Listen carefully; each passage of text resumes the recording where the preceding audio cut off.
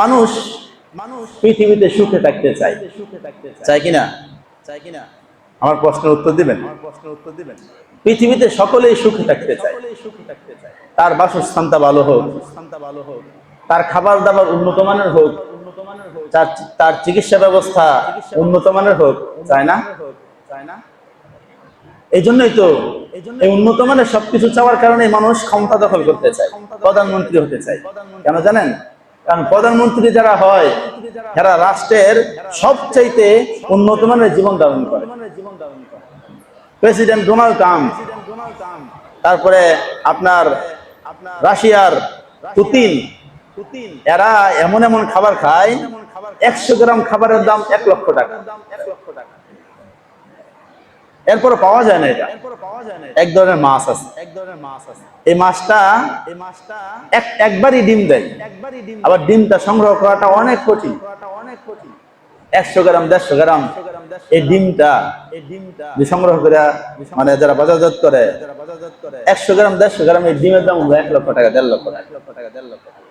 এগুলো তারা খায়। এই জন্য ক্ষমতা ছাড়তে চায় না।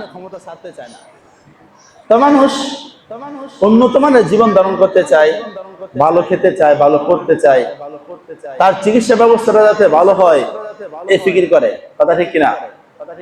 মানুষ এক কথায় মানুষ সুখে থাকতে চায়। সবাই চায় সুখে থাকতে। একটা গরিব যদি মিসকিন ভিক্ষা করে, এরা জিজ্ঞাসা করেন, এও চায় সুখে থাকতে, চায় কিনা? যারা নি লক্ষ লক্ষ কোটি কোটি টাকার মালিক, এরাও চায় সুখে থাকতে, চায় কিনা? সকলে টার্গেট কি করা? সুখে থাকা।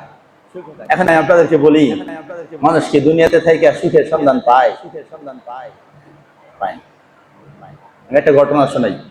হাকিমুল উম্মত মুজাদ্দিদুল মিল্লাত শাহ আশরাফ আলী থানভী রাহমাতুল্লাহ আলাইহি উনি একটা ঘটনা লিখছেন।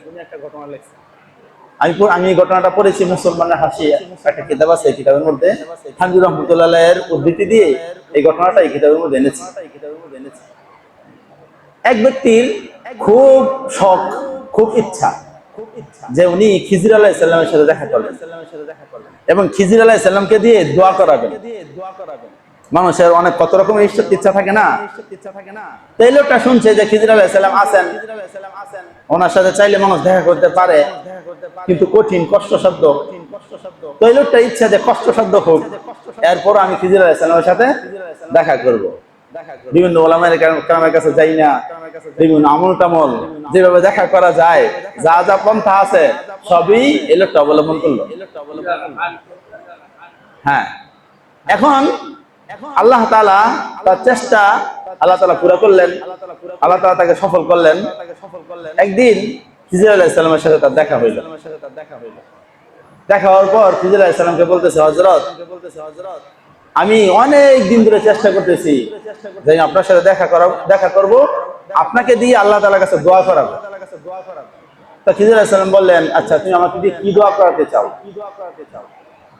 তো ওই লোক বলল যে হযরত, আপনি আমার জন্য দোয়া করেন যাতে আমি দুনিয়াতে সুখে থাকি। কি দোয়া চাইছেন? আপনি আমার জন্য দোয়া করেন যাতে আমি দুনিয়াতে কি থাকি? সুখে থাকি। খিজির আলাইহিস সালাম বললেন যে না, এইভাবে হবে না, এইভাবে আমি দোয়া করবো না তোমার জন্য। তুমি আগে আমাকে নমুনা দেখাও, দুনিয়াতে তুমি কার মতো সুখী হতে চাও, যে আমি এই ব্যক্তির মতো সুখী হতে চাই, এই ব্যক্তির মতো সুখী হতে চাই। তুমি এরকম একটা নমুনা আমাকে দেখাও, এরপর আমি দোয়া করে দেবো আল্লাহ তাআলার কাছে, আল্লাহ চাহে তো তুমি ওই ব্যক্তির মতো সুখী হয়ে যাবে। তো ওই লোকটা বললো, কথাটা তো খারাপ না, আমি যেহেতু দুনিয়াতে সুখী হতে চাই, একটা লোক বিচারে বাইর করি না, বাইর করে দেখি ওনাকে ওনার মতো সুখী হয়ে যাই। তো এই কথা বইলা খিজির আলাইহিস সালাম চলে গেছে। ওই লোকটা খোঁজা শুরু করছে যে দুনিয়াতে সুখী মানুষকে বের করার জন্য।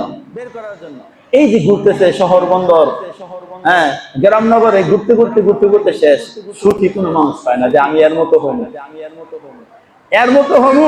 এর মতো সুখী হমু, এই সুখী মানুষ সে খুঁজে পায় না।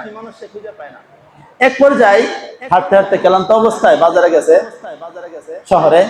শহরে গিয়ে দেখে এক স্বর্ণ ব্যবসায়ী, জুয়েলারির দোকান, স্বর্ণ বিক্রি করে, পুরোটা দোকান গ্লাস করা। এরপর দোকানের মধ্যে স্বর্ণ গহনার কোনো অভাব নাই, এসির ভিতরে সবসময় থাকে, শরীর স্বাস্থ্য ভালো, মোটামুটি সুটাম সাটাম দেহের অধিকারী, চেহারা স্রোত ভালো, দেখতে মনে হয় যে আসলে লোকটা সুখী। এই লোকটা চিন্তা করলো যে আমি এই লোকটার মতো হই, কারণ ওনাকে দেখতে যারা সুখী মানুষ। আমি খিজির আলাইহিস সালামকে দিয়ে দোয়া করাবো যে আল্লাহ তাআলা যাতে আমাকে এই লোকের মতো সুখী বানায় দেয়। এখন এই সিদ্ধান্ত নিয়ে নিছেন যে আমি এই লোকের মতো হবো সুখী। পরে চিন্তা করলেন, আচ্ছা খিজির আলাইহিস সালামকে দিয়ে দোয়া করার আগে লোকটা জিজ্ঞাসা করি তো ওনার কোনো গোপনীয় কোনো সমস্যা আছে কিনা। এমনও তো হতে পারে বাহ্যিক ভাবে আমি দেখতেছি উনি সুখী, আসলে গোপনীয় আর কোনো একটা সমস্যা আছে, আসলে উনি সুখী নেই, উনি কষ্টের মধ্যে আছে। পরে যদি দোয়া করার পরে যদি এই কষ্ট আপনার মধ্যে আইয়া পড়ে, বুঝলেন বিষয়টা? পরে সাহস করে গেছে এই দোকানদারের কাছে। দোকানদারের কাছে গিয়া দোকানদারকে বলতেছে যে ভাই এই ঘটনা, আমি তো খিজির আলাইহিস সালামকে দিয়ে দোয়া করাবো, তো আমি চাইতেছি আপনার মতো সুখী হতে। এখন ভাই আপনি বলেন তো দয়া করে আপনার জীবনে কোনো দুঃখ আছে কিনা। যখন এই কথাটা বলছে যে ভাই আপনি বলেন তো আপনার জীবনে কোনো দুঃখ আছে কিনা, তো ওই লোকটা মনটা খারাপ হয়ে গেছে, চোখে পানিগুলো টলমল করতেছে যে ভাই আপনি আমাকে প্রশ্ন করলেন আমার জীবনে কোনো দুঃখ আছে কিনা। আমি যে দুঃখের মধ্যে বসবাস করি, আমি তো আল্লাহর কাছে দোয়া করি যে আল্লাহ তাআলা যাতে এই দুঃখ এই কষ্ট আমার শত্রুকেও না দেন। লোকটা অবাক হয়ে গেল। আপনাকে দেখতে দেখা যায় কত সুখী মানুষ, ভাই আপনারা আবার কিসের দুঃখ? আপনি আমাকে দয়া করে একটু বলেন। লোকটি বলতেছে না বলা যাবে না। না ভাই আপনাকে বলতে হবে, আমাকে একটু দয়া করে বলেন। আমি অনেকদিন যেমন যাবৎ ঘুরতেছি সুখী মানুষের সন্ধানে, আপনাকে আমার সুখী মানুষ মনে হয়েছে, আর একজন মানুষ আমি পাই নাই সে সুখী।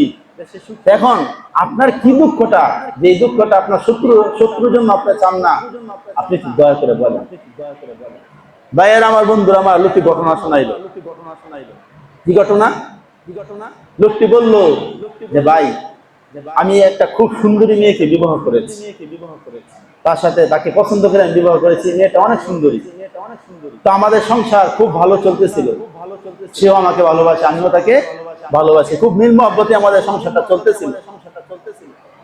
কিন্তু হঠাৎ করে আমার সেই প্রিয়তমা স্ত্রী সে অসুস্থ হয়ে গেল। এমন অসুস্থ, এমন মারাত্মক অসুস্থ হইল যে কোনো চিকিৎসা কাজ হইতেছিল না। দিন দিন তার অবস্থা খালি অবনতির দিকে যাচ্ছে। এক পর্যায়ে ডাক্তাররা পর্যন্ত চিকিৎসা করে ব্যর্থ।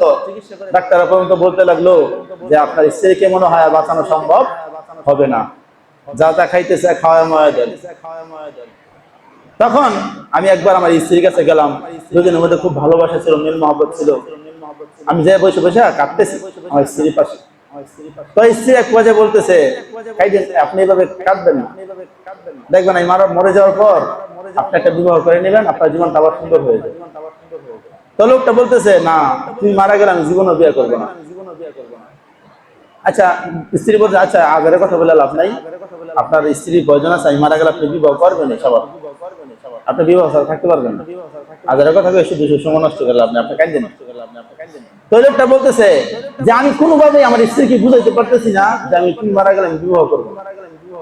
পরে আমার স্ত্রীকে বোঝানোর জন্য যে তুমি মারা গেলে আমি বিবাহ করবো না, এটা বোঝানোর জন্য আমি ডাক্তারের কাছে গিয়ে ডাক্তারের সাথে পরামর্শ করিয়া যে কারণে বিবাহ করবো এটা কাইটা হাতে করে আইনা স্ত্রীকে দেখাইছি, এই যে দেখো যেটার জন্য তুমি বলতেছো বিবাহ করবো তুমি বিশ্বাস করতেছো না, এই যে কাইটা নিয়ে আসলাম, বুঝলেন না কি কাটছে, কাইটা নিয়ে আসছে, কাইটা দেখাচ্ছে, দেখো তুমি মারা গেলে আমি আর বিবাহ করবো না, বাট ওইটা কাইটা নিয়ে আসছে। এখন স্ত্রী নিশ্চিত এসেছে বিবাহ করবো।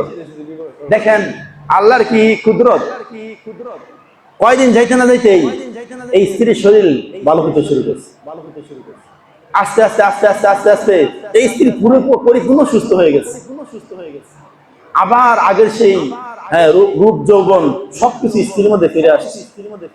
লোকটি বলেন যে আমি যখন এখন আমার স্ত্রী এখন পরিপূর্ণ সুস্থ, আগে যেরকম সুন্দরী ছিল এখন পরিপূর্ণ আগের মতো সেই সৌন্দর্য তার মধ্যে ফিরে আসছে, সে এখন পরিপূর্ণ সুস্থ হয়ে গেছে।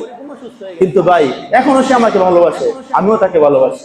কিন্তু বাড়িতে গেলে, যখন রাত্রেবেলা বাড়িতে যাই, এই স্ত্রী আমার দিকে যে চাতক পাখির মতো তাকায় থাকে, আমি তার কোনো কিছু করতে পারি না। এই যে আমার মনে একটা দুঃখ, আমার মনে একটা কষ্ট, এই শত সুখ, এগুলা আমার এই দুঃখটাকে বিলীন করে দেয়। এই এই শত সুখ, আমার এই দুঃখটা এই শত সুখকে বিলীন করে দেয়। এই জন্য ভাই আমি দোয়া করি যে আল্লাহ তাআলা যাতে এই কষ্ট, আমার এই দুঃখ আমার কোনো শত্রু কেউ না দেয়। ভাইয়ের আমার বন্ধুরা, আমার ঘটনা শোনার উদ্দেশ্য হলো খিজির আলাইহিস সালামের কাছে ওই লোকটি দোয়া করাবে। যখন এই লোক, এই জুয়েলারি ব্যবসায়ী, এই লোকটিকে ঘটনা শোনালো যে এই অবস্থা, তুমি যাকে সুখী মনে করতেছো সে দুনিয়ার মধ্যে সবচেয়ে কষ্টে আছে, দুঃখে আছে।